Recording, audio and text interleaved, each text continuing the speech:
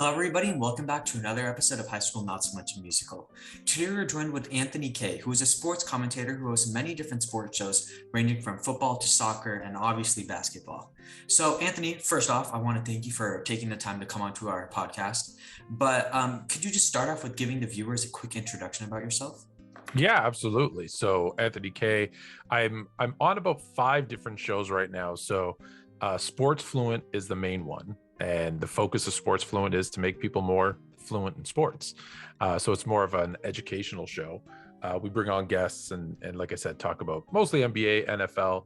But we range, we actually split it off into finance, fitness, wellness, mental health. We really talk about everything. We might drop the name sports there in a minute. Then I do another show called Fluent and Chill with a basketball analyst, Chilltown Hoops, all about basketball and football and life. And Player's Choice Gridiron is a football debate show. So we get a list of topics and a group of 5 of us pretty much go at it in a debate style format. So that's Player's Choice Gridiron. So those are kind of the main 3. Oh, sorry, Table for One. So if you ever seen the show Around the Horn, it's similar to that, where there's 4 content creators. We each get questions and we get scored, and then every round someone gets eliminated. There's more coming, but those are probably the main ones. Yeah, like especially. Yeah. Go for it. Yeah, especially the one that you mentioned about, just 5 of you guys sitting around a table and just going at it with each other. I feel like those ones are really interesting because everyone has their completely different perspectives. There's people yelling at each other. It's just crazy. And people, they like listening to stuff that's like entertaining and crazy. But so the first question I just have for you is like, could you talk about maybe why you wanted to become a sports commentator? Because were sports always a thing that was interesting to you ever since you've grown up, or was it sort of like an acquired thing? Yeah, it's kind of a sad story, but it ends up with a happy ending. So growing up, I played a lot of sports, but mostly in high school. I was a football and a basketball guy. I had scholarships to both. So I ended up taking a basketball scholarship. Unfortunately, 2 things happened. One, I realized as good as I was never going to be good enough to really get paid on a full-time basis. Like, I played professionally in Europe, but it's not the same, right? And so I realized, okay, I might not be getting paid to do this for the rest of my life. And then I guess the one that accelerated was I got hurt. So I tore all the ligaments in my arch, my Achilles, and my ankle. And as a basketball player, you kind of need that. So when I realized, well, I'm not going to get paid to do it, and I can't do it anymore, what's left to do but talk about it? And so that kind of really made the choice for me to go down that path. Yeah, like I feel like what you said there at the beginning is kind of true. Like, especially like if we're talking, I'm the most familiar with the NBA. Like, that's what I grew up watching. I played basketball a lot. And I feel like the thing is, like, to go to the NBA or like the G League or anything, you have to be above a certain height. You have to like have a certain set of like athleticism. And like there's like these great players, like you can go onto YouTube and just look up like high school basketball, and there's like these great high school basketball players, but sadly they're like 6'1" or like 6 foot, and they're not gonna like make it that far in like life or basketball. Sorry, they're not gonna make that far. They might make it far in life. They might not make it far in basketball. But here's the thing: there is exceptions, right? You can be like, I had the height, I had the skill, I had the athleticism. But the thing is, it goes beyond that, because you need to have the drive, you need to have the opportunity. Because even if you are 6'1" or 6 foot or 5'11" or 7 foot, people don't realize how good an NBA player is. So it's interesting. So in my shoes, for example, everybody who gets a scholarship and goes to a university like I did, we're the best at our school. So you're coming out of a program where you're the best. And then you go into this university and you may or may not be the best anymore, because there's another, 18, 20 guys or girls who are just as good because they were the best at their school as well. And then they moved on. Then the part that takes it to the next level is, of those kids, and so we're kids, right? You're coming out of university, only 1% of scholarship athletes make it to the pros. Now, that doesn't mean make it and star. That means just get the opportunity to be a professional. 1%, I believe, Coach Rick Pitino, who was my kind of mentor over my summer league, said this to me. He goes, the chances of you making the NBA, and this is if you're great, it's more likely to get struck by lightning twice. So a lot of things have to go right for you to make it to that level. So when you see those guys, do you guys know Brian Scalabrine? Have you heard that name before? The White Mamba? The White Mamba, yes. So he played for the Boston Celtics, and he said something that people laughed at, but it's 100% true. He, who was like, let's say there's a 15-man roster and there's 30 teams in the NBA, right? So that's what, 450-ish players? He's probably player 450, okay? And he said, I'm closer to LeBron James than you are to me. And that's accurate. It's scary, but it's accurate. Yeah, I think that really goes to show the extent to which how difficult it is to get into the NBA. And once you get into the NBA, it's kind of like you're starting from scratch again if you want to go from, being player 450 to getting to that top like 25, 30 range. And well, are you good at math? Are you guys good at math? We're pretty decent. Okay. All right. Give me ballpark. How many universities? And we're just counting D1. We're not counting D2 or anything else. How many universities in the US alone? So we're not even including international. So I ballpark. I think there's around 4,000 in the US, but I'm not sure if those are D1. I'm just everything. Let's cut it. Let's say 2,500. Okay. Yeah. All right. So each one of those 2,500, there's 10 scholarship players. So that's 25,000.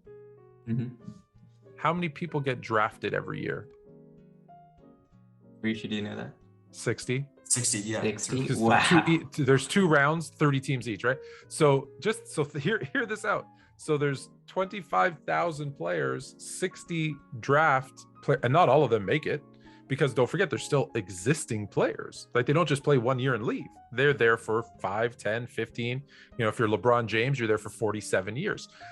So that's how small the opportunity is. And people are like looking at college acceptance rates like 4%, 5%. They're like, wow, that's extremely low, because it's like 2,000 out of like every 50,000 or something. And this is like what we just did there. And it's like 60 out of 25,000. That's incredible. That's very, very low. Again, keep in mind, I'm not counting everywhere, because we don't just draft players just from American universities. They draft from Canada, they draft from overseas, they draft from Europe. So that 60 is really actually even less than that. It's probably more realistic. It's probably 40, like, realistically. That's incredible. And we kind of noticed that, you obviously have a lot of stuff in your background relating to sports. So if you want to walk through us, like, some of your favorite sports teams, which team you kind of prefer in the basketball region, football region, etc. Yeah. And like some of the artifacts you have in the back, some that are maybe, special to you, etc. Yeah, for sure. So I grew up kind of following 2 teams, and they're all kind of really interesting stories, because I grew up in Toronto, in Canada, where there wasn't an NFL team. At the time, there wasn't an NBA team. So growing up here, you really only saw 2 teams. It was this might date myself a little bit, but you only saw the Lakers and the Celtics, because those were the top 2 teams, and they were always kind of battling for, occasionally Philadelphia, but really it was the Lakers and Celtics. It was Larry Bird and Magic Johnson. And as I started watching basketball, they were like, you have to pick a team. And I'm like, no, I just really like watching everybody. And they're like, no, felt like there was a lot of pressure. And they said, so who are you gonna root for, the Lakers or the Celtics? And it's funny that I'm actually wearing green today, because I don't like the color green. And so as a kid, I just picked the Lakers because I just said I don't like green, and the Celtics are all green, so I picked the Lakers. And it's been fun. So that ball right there is a ball from the Bubble Lakers, from their championship a couple of years ago. And then you probably can't see this, or maybe you can. That's a Western All-Star signed jersey from Kobe Bryant. Rest in peace. My favorite player of all time, by the way, when the All-Star game was in New Orleans. And so they had the T-shirts that year. So we had those. And then obviously that's the ESPN magazine with Kobe on the cover. Yeah. And then a couple football jerseys kind of laying around there. Actually, you probably can't see it, but right here, I don't know if you can see my finger right below, is another Kobe Bryant jersey. So a lot of Kobe stuff. Yeah, I feel like he was really a great inspiration for a lot of basketball followers. Yeah, And for me it was probably a couple of things. So one, I'm a Laker fan, so that connection was there. But the same season that I got hurt and couldn't play basketball anymore, he was, well, I guess I always say he was drafted by the Lakers. I know he wasn't drafted by the Lakers. He was drafted and traded to the Lakers. But the same year that I couldn't play anymore was the first year that he was gonna play. And so I was like, okay, since I can't do it anymore, he's a Laker, he's the young guy, we're around the same age, he's gonna be my guy. So we kind of had that thing. I was gonna live vicariously through him. So we did pretty good. Yeah. Like about something that you mentioned earlier is that, like, you lived in Toronto and there was only like two teams. It was either the Lakers or the Celtics, because they would always like be the best and end up in the finals. Yeah. And like I was actually born in Boston. So my dad, he lived there for like 15 years before I was born, and like he was a really big Celtics fan. He would always go to the games, and I left Boston when I was like 5, so I didn't really watch basketball. But then I came here, and then sort of bandwagon, but I'm a Warriors fan now. Like recently, I just went courtside, or it wasn't recently, but when we did our planning meeting, it was like 2 days after. I went courtside to the it was Blazers versus Warriors game. So. Yes, I remember we had that discussion. I thought you were going to send me tickets. They didn't come. But I will say, but I get it. When you move, like, for, again, growing up in Toronto, but then I moved. So oddly enough, so growing up in Toronto, I became a Laker fan, but then I moved to LA. And interesting that then I moved to LA, but then Toronto gets a team. So you'll see some of that kind of Toronto stuff there too. Cause yeah, you still got to represent the hometown a little bit. Actually, like one question that I have for you that would be interesting is that, like, what do you think is like being a bandwagon? Because in my case, I was born in Boston, right? And then I moved to California, and I live in like we live in the San Francisco, San Jose area. So we're like a Warriors fan. But it's not really, I don't feel like it's a bandwagon if we moved here and we've lived here like an entire life. So I just want to know, like, what's your opinion on it? So I'll say no one who's a bandwagoner will ever see it as them being a bandwagoner, because in your mind, there's always a reason. Now for you, and I'm not just saying this because I'm on your show, if you move to a city and you decide to support that team, that's not a bandwagon. Now, if you say, let me pick a team. All right, well, who's a team that's not very good right now? Okay, and I hate to pick on them, but let's say Sacramento. Sacramento's not very good right now, and they're close enough to you, right? They're in Northern California. So if all of a sudden Steph Curry retires, Clay retires, Draymond retires, and the Warriors drop and they become a lottery team, and somehow, I don't know, maybe Sacramento hires me and they now become a perennial like championship contender, and you say, oh, I'm going to be a Kings fan now. That's a bandwagon, right? If you've jumped on because they've started winning, right? Like if you use my football team, I saw a game, my first NFL game that I ever saw, because I grew up with, my parents are from Greece. They don't, they barely speak English. All they watch is soccer.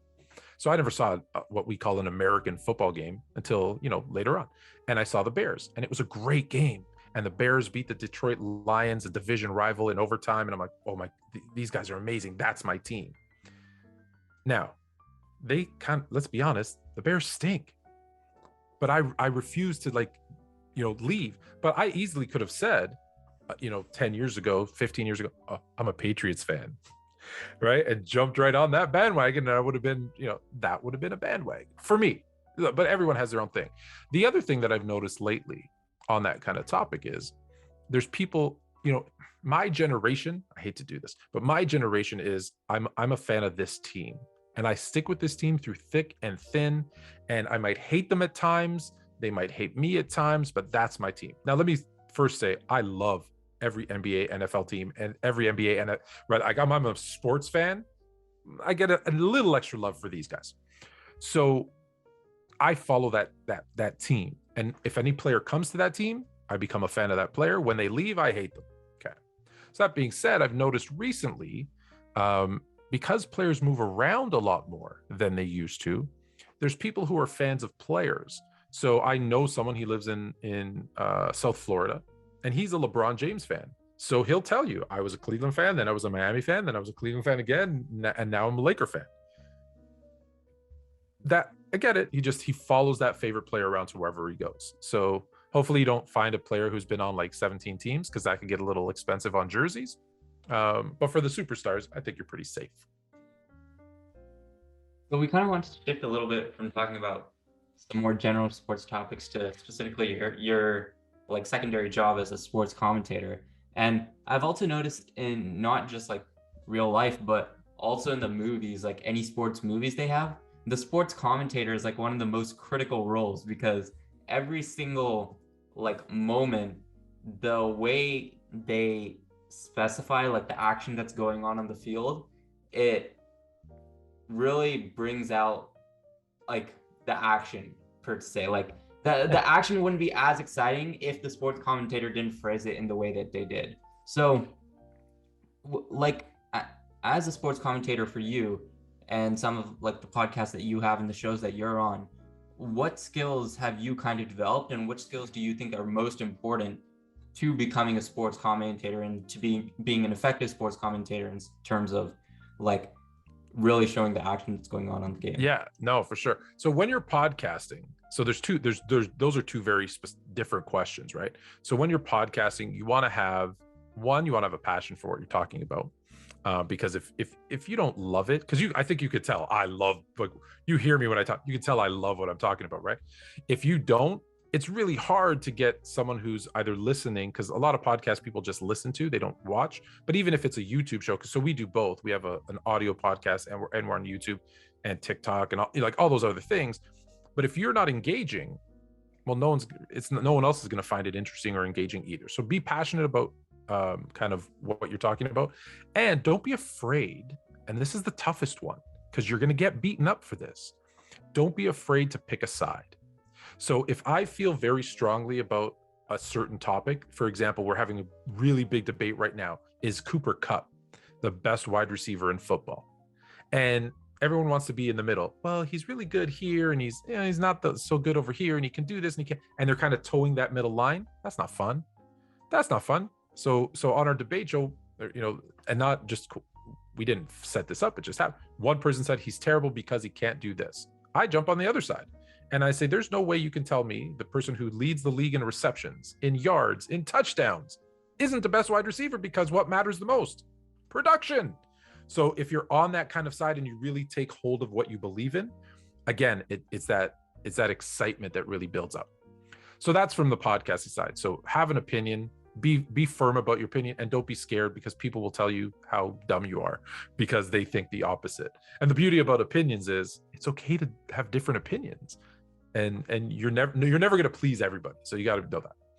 In terms of the broadcasting piece, when you're doing like play-by-play or color, you have to have, the first thing I tell people, have a really good memory, right? Like I'm able to bring up a stat or a play from 10 years ago and say, oh, that reminded me of this. Or when we're talking about a player and say, yeah, it's interesting that he, was able to hit 87% of his free throws tonight, because he's a 54% free throw shooter, and his best season was 73%, and that was back in 2017, right? If knowing that stuff really helps.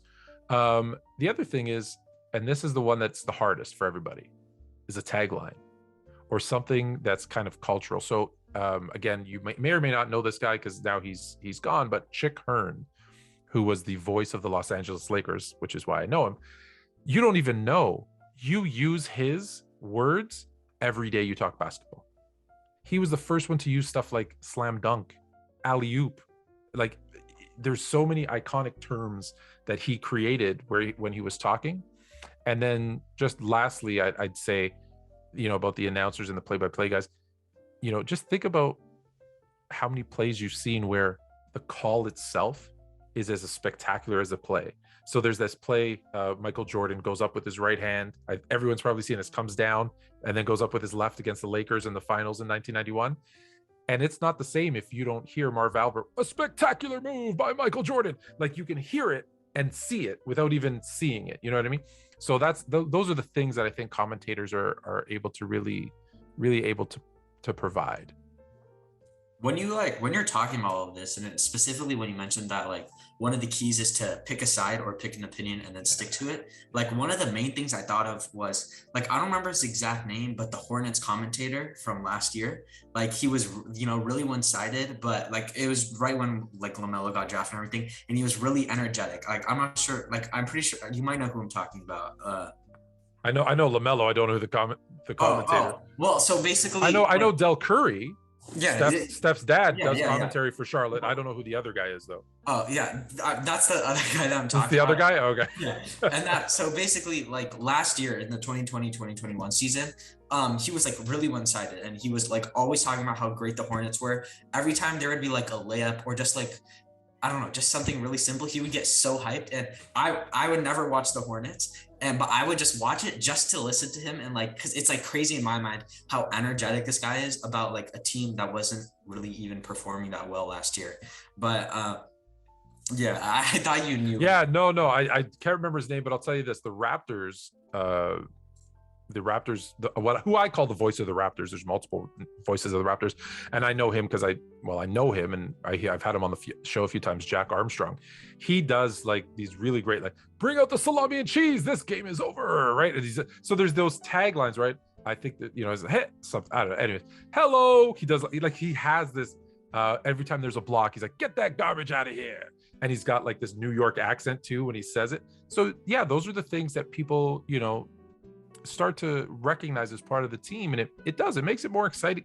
I've been to games where once we've had the technology now, I'm like, I want to hear it, right? Like I'll put my earbuds in and be like, I want to hear this because it's great to watch a game, but I like hearing it too. So maybe that's me because I enjoy doing it, but. Definitely, yeah. So I kind of want to shift the conversation a little bit. We talked a little bit about, the different ways that commentators utilize like these catchphrases, essentially, like when Steph Curry shoots a three, they go from downtown, and that kind of hypes up the crowd. So could you talk about what are some of your favorite basketball moments of all time?